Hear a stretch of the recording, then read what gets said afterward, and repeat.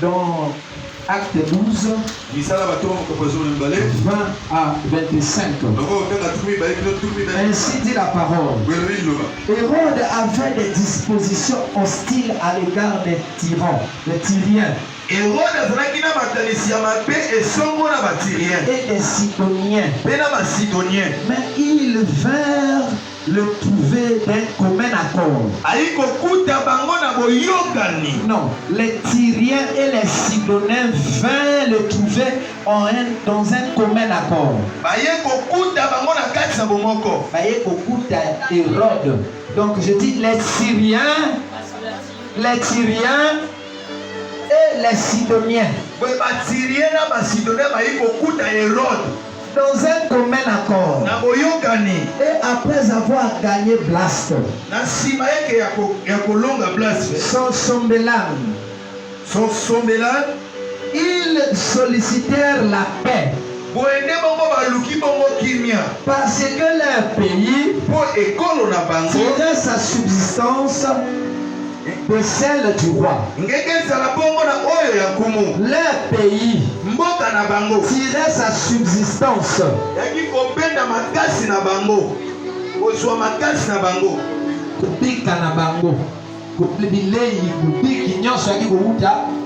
na pays, il y a le roi Hérode. Alléluia. Trouver la subsistance de celui du roi. À un jour fixé, Hérode revêtu de ses habits royaux et assis sur son trône, les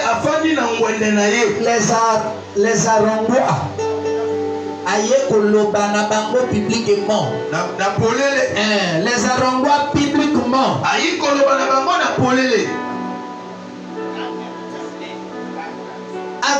Donc quand on parle Arongois là, c'est donc avec orgueil, avec arrogance. Alléluia. Le peuple s'écria: voix d'un Dieu et non d'un homme. Au même instant, un ange du Seigneur le frappa parce qu'il n'avait pas donné gloire à Dieu. Et il expira, rongé de fer. Cependant, la parole de Dieu se répandait de plus en plus. Et le nombre de disciples augmentait. Barnabas et Saul, après être acquittés de leur message, sont retournés à Jérusalem. Et maintenant avec eux Jean, surnommé Marc. Est-ce qu'on peut acclamer la parole de Dieu? Acclamons très fort la parole de Dieu. Je vais lire le verset 21 et le verset 23 jusqu'au 23. À un jour fixé, Hérode revêtu de ses vêtements ou de ses habits royaux et assis sur son trône, les Arongois publiquement.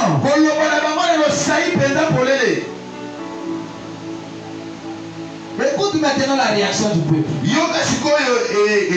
Le peuple s'écria: voix d'un Dieu et non d'un homme. Au même instant, maintenant je dis Seigneur, le frappa parce qu'il n'avait pas donné gloire à Dieu.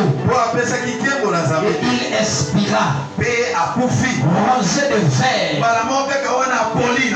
Il expira à l'instant, rongé de fer à l'instant, à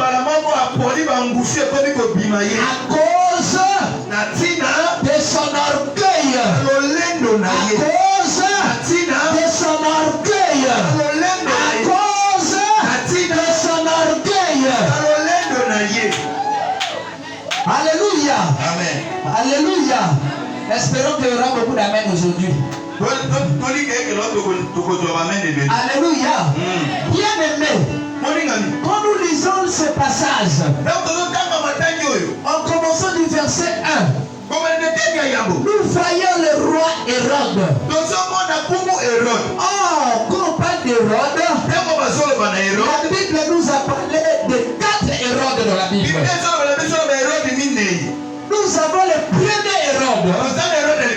Il s'appela Hérode le Grand.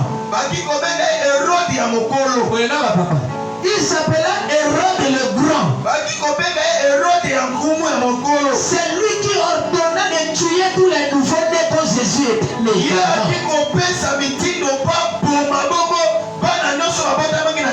C'est lui Hérode le Grand. Et quand nous descendons dans cette même famille, nous avons Hérode Antipas.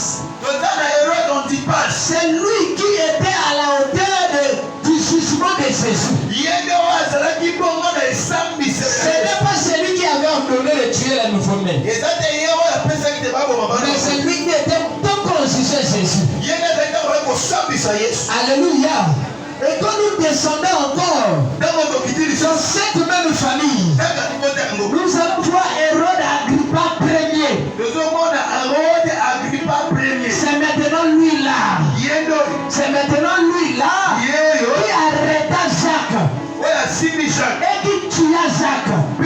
C'est lui qui arrêta aussi Pierre et le plaça en prison en ayant l'intention de le faire comparaître après la fête de la Pâque, en ayant l'intention de le tuer également. Alléluia. Donc nous voyons la personnalité de cette famille. Une famille arrogante. Depuis la naissance de Jésus, les pères n'étaient pas d'accord d'entendre qu'un autre roi est né. Cela a suscité de la haine dans son cœur. Étant orgueilleux, à cause de son orgueil, il a ordonné qu'on puisse exterminer les nouveau-nés. C'était lui Hérode le Grand. Alléluia. Amen. Hérode Antipas. En son temps, c'est quand on va juger Jésus. Maintenant celui-ci, Hérode Agrippa, premier, c'est lui maintenant qui ordonne qu'on puisse persécuter l'église. Il ne veut pas entendre parler de Jésus. Il ne veut pas entendre de la parole de Dieu. Et il ordonne qu'on persécute les enfants de Dieu. Non seulement les persécuter, il commençait maintenant à les tuer. Il commençait à prendre les disciples de Dieu et les jeter en prison. Et il le faisait avec orgueil. Parce qu'il se croyait tout puissant. Personne ne pouvait l'arrêter. C'était ça ce que Hérode faisait. C'était ça ce que Hérode faisait. Alléluia. Amen. On va d'abord lire quelque chose.